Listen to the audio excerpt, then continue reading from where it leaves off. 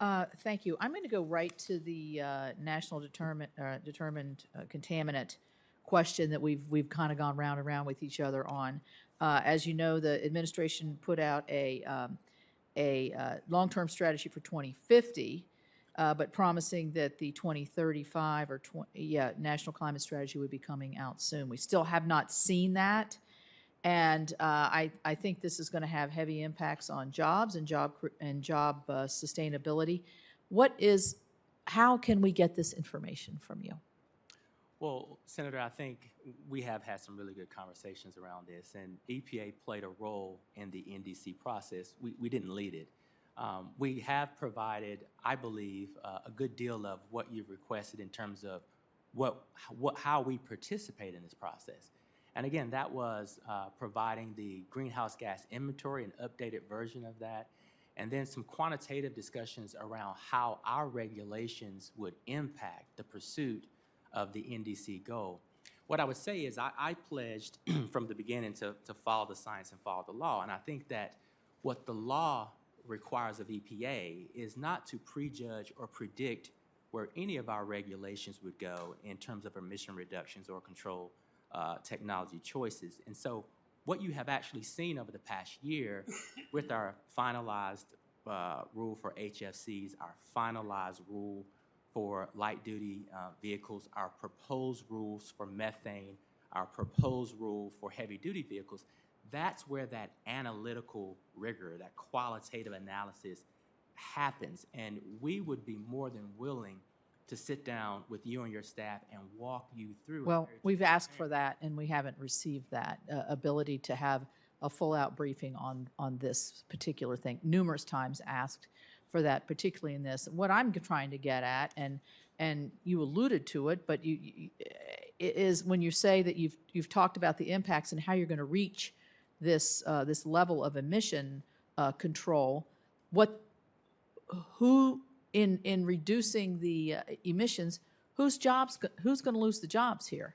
Because we know that's what's going to happen. You know that's what's going to happen, and you know the frame of mind of which I'm coming from, an energy state, an energy not just producer, but also our power sector is very heavily reliant on what we produce in our own state. So we know in order to reach these goals, along with what's going to happen in the EGU strategy, that oil and gas and coal are going to be at the tip of the spear here. Would you not agree with that? I would say that in my conversations, and I just can only go on my conversations with the CEOs of these power companies, they've indicated that for the past decade that the market has been driving them to make investment decisions, and that they've had to make those with a lack of certainty. Just in year 2021 alone, investments in new capacity, 80% of that was in solar, wind, and battery storage. Those investment decisions were not and have not been driven by EPA regulation. Those were investment decisions driven by the market. What they've asked us for so that they can make longer-term investment decisions is if there are regulations that are coming from EPA for air quality, for coal ash storage, for water quality, that I be accommodating in a way, if possible, to align some of these timeframes so that when we present these regulations, they're looking at these regulations in one fell swoop and not one at a time, because they want more certainty. API and the chamber and the oil and gas sector says, before I arrived and since I've been here, we need a regulation on methane. What they've asked me specifically to do is to not codify a regulation or put a regulation in place that codifies outdated technology. They want to be able to take advantage of new data models, and they want to be able to take advantage of robots that can walk along these pipelines, drones, satellites. So we have to design a regulation that meets the moment of this technological revolution. I get that, but that's what they've asked us for. Okay, but you're still not telling me how to get to the administration's aspirational carbon emission goals, how any of those industries and how those CEOs are telling you. I'm not anti-renewable. I'm good with that. That's great. But you have to be reality. Let's look at what's going on in Europe right now. I mean, you have to have base load energy, and that comes from nuclear, natural gas, or coal. I mean, our coal in West Virginia is like gold over there now. And so I do want to follow up, but I'll go ahead and stop here, and then we'll have a second round. Thank you. Mr. Administrator, I want to talk about your your full-time equivalents. So how many people right now are full-time equivalents at EPA?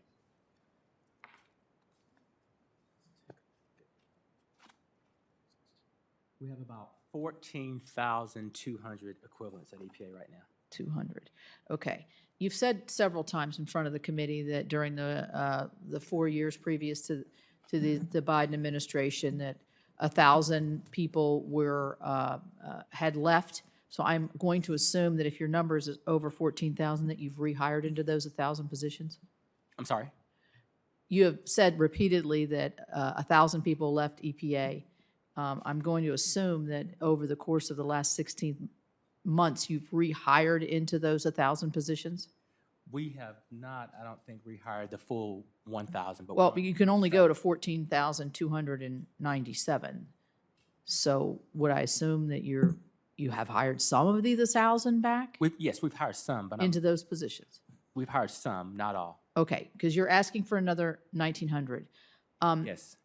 The conversation that we had at breakfast several months ago, you said that by February you would have everybody back into the office full-time in person. Is that occurring? We are on track to meet most people being back in by, I believe it's April. What's most people? Beginning April 28th. What's the percent of most?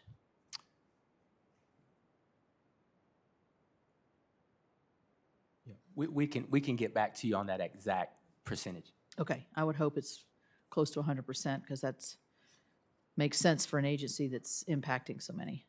I'm being told all employees are scheduled to be back by the last pay period in April. All employees? All employees. Good, good. So you want to hire another 1,900, and that includes, I'm assuming, the 450 that you've mentioned for the TSCA. That includes that number? Yes. Yes, okay. And why do you need 1,900 more people? Well, I think when you were given money in the IIJA and ARP and CARES, did you use that money to hire people? We were given money for activities. We were not given money for personnel. So when you think about the $60+ billion that we received with the bipartisan infrastructure law, just the $50 billion in general looking at water infrastructure, we were not given resources to hire in those. Those go into the revolving funds, right? Yes. Right. Most of those resources. So those are go set programs. It's just more money. Program. So yes, more money going through more money going through existing programs, but some of that money is much more flexible than the money that traditionally went through those programs. So we need more bodies to help manage those programs and push that money through to get to the states. We also. So you would anticipate after 5 years you wouldn't need those folks because this is only a 5-year program to push the extra money because the extra money won't be there in 5 years. Well, I think that when we look at the resources that we received, which was $50 billion, and the country has over $720 billion worth of infrastructure needs, I'm under the impression that the country is going to need continued help to rebuild its national infrastructure from a cyber standpoint and a physical standpoint. Okay, let me ask you on that now that we're talking about the water in the IIJA. There's quite a bit of money, as you said, and we agree, and I think it's great. I mean, obviously, this is a bill that came out of our committee, and we're very excited about it, revolving funds. EPA has given guidance that pushes states to rewrite their definitions of disadvantaged communities and affordability criteria in line with the administration's Justice 40 initiative. You just answered a question a couple people ago about how important it is to have the flexibility, give the states the ability to do that. You're a former state administrator, so you know that the state has been tasked with defining disadvantaged communities in the past. Why is that not working under this initiative? Why is it changing? Why are you changing that?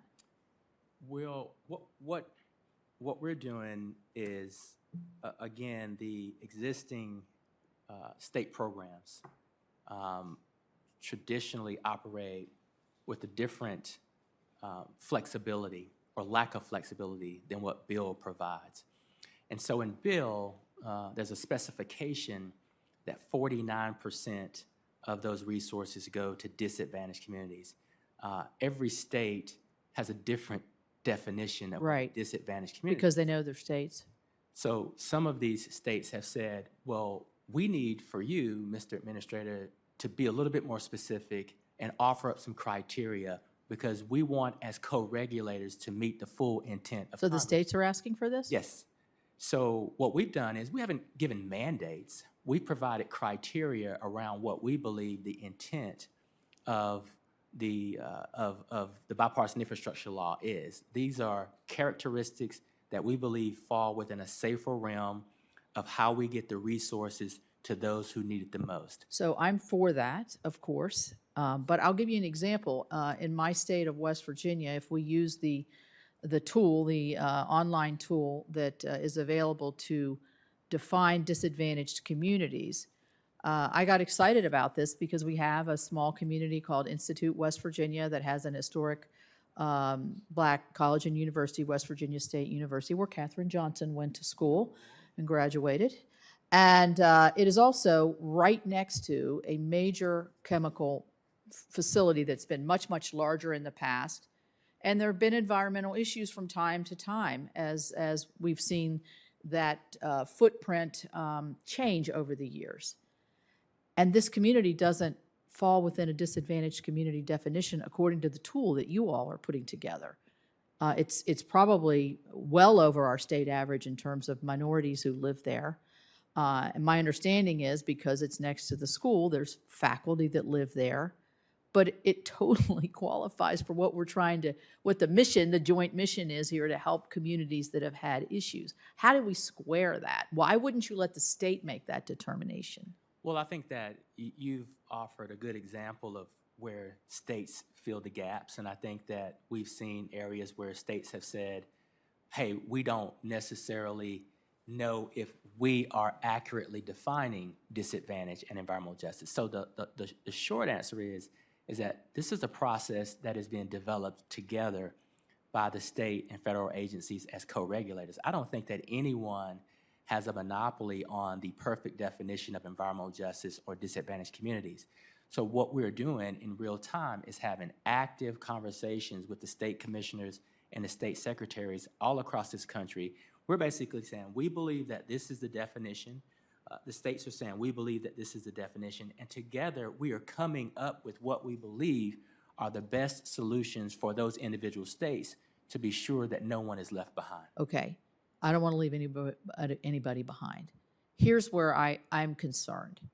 If you're definitionally on, particularly in the grant area, putting your foot on the scale for certain types of parameters that were not designated into the legislation when we created this on a bipartisan basis, and you've created a definition, whether it's disadvantaged communities or however, whatever you would term another aspect of the law, and the state has a different view of this and loses their flexibility, it seems to me that in applying for a grant, a state applying for a grant into these parameters, they're going to be disadvantaged because they're not meeting the metric that you've established at the federal level. And this is a deeper discussion, and we can get into it later. But I don't want to see a position where you're overriding what the locals, something that we've empowered local officials to do, like you were doing in North Carolina for years, to make those determinations.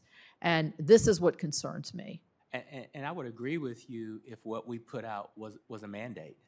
It's not. These are criteria. You can't mandate because it's not in the law. The interesting thing about the relationship we have with our state regulators, if done correctly, whether it's a Title V permit, any of the delegated authorities, or water quality, is typically there's a back and forth, there's a conversation, there's a dialogue. A lot of times states want to consult with the EPA because they want to be sure that they have the cover, and that's vice versa. My intention is to ensure that we don't take any of the autonomy and flexibility from the states. The goal is to work together and try to get the right criteria there so that we don't see anyone fall through the gaps. Okay. So I would say, I would disagree. I think we have some agreement, but I would disagree that you're not putting your thumb on the scale here in this particular area. We see this throughout particularly on the transportation side, on the discretionary grant side. When we're not, we specifically didn't specify these things in the law because we wanted a bipartisan bill that we could all agree on, and keeping that flexibility within the state was very important to all of us on this committee. Sure. I could go on, but I have one last thought here, back to the FTEs, because I forgot I had this bit of information. So you actually could hire up to 15,324 under the FY22 budget, but you're still 1,100 under what you could actually have Let me right go now. back and So we need to get into this a little bit. yeah, let me go back Because and I'm holding the chairman up here. we should talk further. We did not get the 2022 budget, so we can't hire up to that number. But I would like to go back to the preceding question you asked about the numbers, just to be sure we're talking about the same number of personnel. Okay, thank you.